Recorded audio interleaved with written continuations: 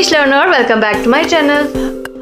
Let's learn question words and their uses. Who refers to people.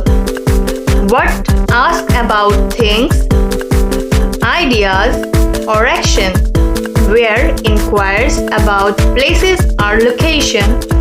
When pertains to time. Why asks for reason and explanation.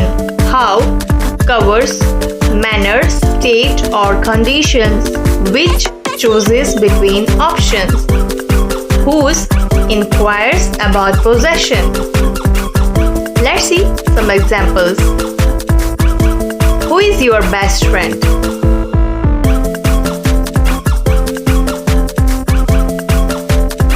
What is your favorite book? Where are you from? When is your birthday? Why do you like reading?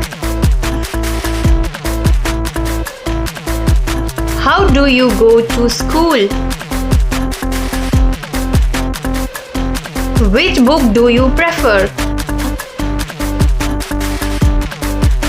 Which book do you prefer? Whose book is this? Let's do some exercise. What is your favorite subject in school? Where do you live? When is your birthday? Which book do you have? How much water do you drink daily? Whom did you meet yesterday? You do this one and let me know in the